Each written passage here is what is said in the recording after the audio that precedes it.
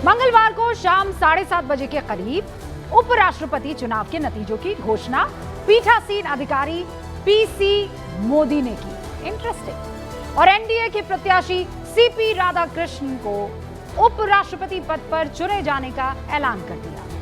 ये तो होना ही था क्योंकि आंकड़े एनडीए के पक्ष में थे और न्यूज 18 इंडिया पर हम सुबह से ही इस कवरेज में आपको बता रहे थे। लेकिन दोनों उम्मीदवारों को मिले वोटों की संख्या जो बताई वो अप्रत्याशित थी। उपराष्ट्रपति चुनाव में एनडीए के उम्मीदवार सीपी राधाकृष्णन को 452 वोट मिले।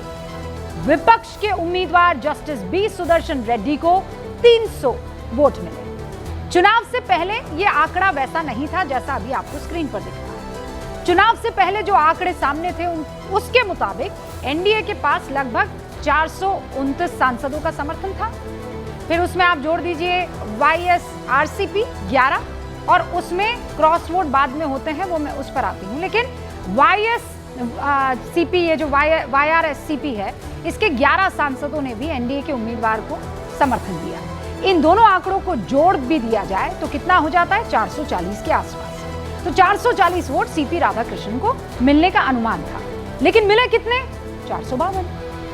यानी आंकड़ा अगर गुणा भाग प्लस माइनस सब कर दिया जाए तो 12 वोट से ज्यादा, मतलब जितना आपने अनुमान लगाया था उससे ज्यादा 12 वोट मिलते हैं। दूसरी तरफ इंडिया ब्लॉक के कितने थे सांसद 325, लेकिन उनके उम्मीदवार को कितने वोट पड़े 300, अनुमान से 25 वोट कम। हालांकि नतीजों की घोषणा के वक्त यह भी बताया गया कि 15 वोट अमान्य है, वैलिड नहीं थे। अब सवाल यह उठ रहा है कि ये 12 वोट किसके थे, क्योंकि अगर आम आदमी पार्टी की स्वाति मालेवाल मान के चलते, हम मान कर चलते, हमें नहीं पता उन्होंने किसे वोट किया, लेकिन हम मान के चल रहे हैं कि स्वाति मालेवाल, दमन और दीव के निर्दलीय सांसद उमेश पटेल, एनडीए के आंकड़ों में इनको जोड़ दिया जाए तब भी आंकड़ा कितना आता है 442।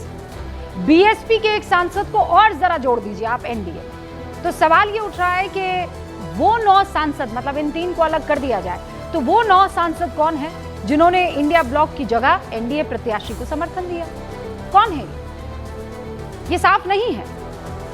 और ये भी साफ नहीं है कि जो 15 वोट अवैध हुए हैं वो किस तरफ के थे, वो एनडीए की तरफ के थे कि इंडिया गठबंधन की तरफ थे। अगर कुछ एनडीए सांसदों के वोट अवैध हुए भी तो फिर तो क्रॉस वोटिंग का आंकड़ा और बढ़ जाएगा, ज्यादा हो जाएगा, 12 नहीं 12 से ऊपर जाएगा।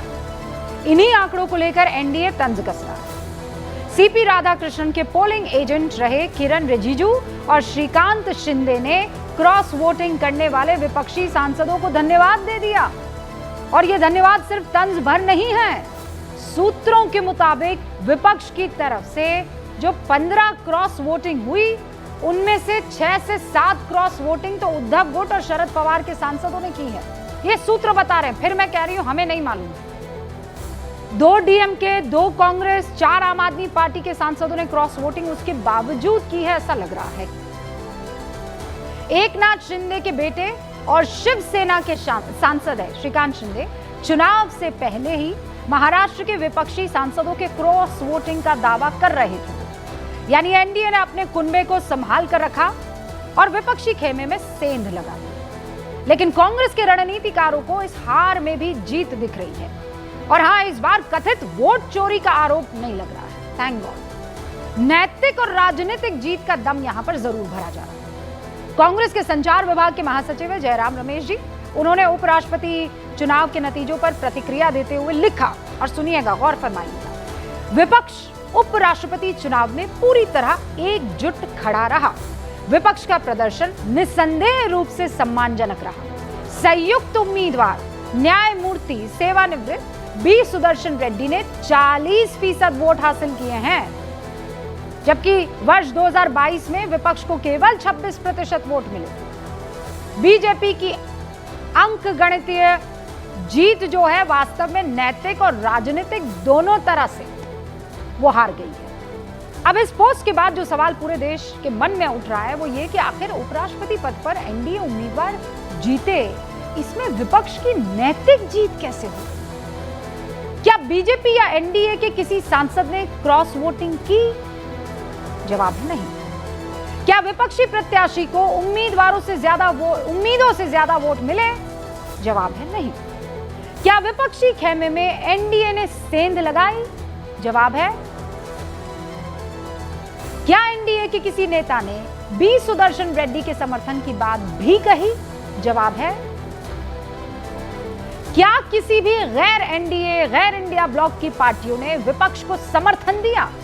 जवाब है नहीं। जब आपको उम्मीदों के हिसाब से वोट नहीं मिला, उम्मीदों के हिसाब से समर्थन नहीं मिला, उम्मीदों के हिसाब से आप एकजुटता नहीं रख पाए, और जो उम्मीद थी कि क्रॉस वोटिंग नहीं होगी, उसके बावजूद साथियों ने क्रॉस वोटिंग कर दी, किसी नए साथी को आप विचारधारा की लड़ाई में जोड़ नहीं पाए, फिर ये नैतिक जीत कैसे हो गई?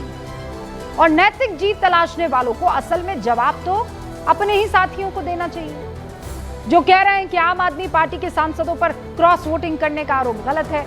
आम आदमी पार्टी सूत्र ये दावा कर रहे हैं कि स्वाति मालेवाल को छोड़कर उनके किसी भी सांसद ने क्रॉस वोटिंग नहीं की। कांग्रेस के खुद के सांसद है मनीष तिवारी, वो मांग कर रहे हैं कि विपक्ष को जांच करनी चाहिए कि आखिर क्रॉस वोटिंग की किसने। अब सवाल ये भी है कि अपनों के सवालों से बचने के लिए नैतिक जीत का दावा क्या किया जा रहा है? और भी कुछ सवाल है जिसकी आज गूंज आप इस कार्यक्रम में सुनने वाले हैं, और सवाल ये कि नैतिक जीत की बात कहकर कमजोरियों को छिपाने की कोशिश तो नहीं हो रही? क्या विपक्ष गलतियों से सीखने की जगह नाकामियों से बचने की कोशिश कर रहा है? क्या विपक्ष में उपराष्ट्रपति चुनाव के दौरान एनडीए ने बड़ी सेंध लगा दी? शुरू करते हैं गूंज।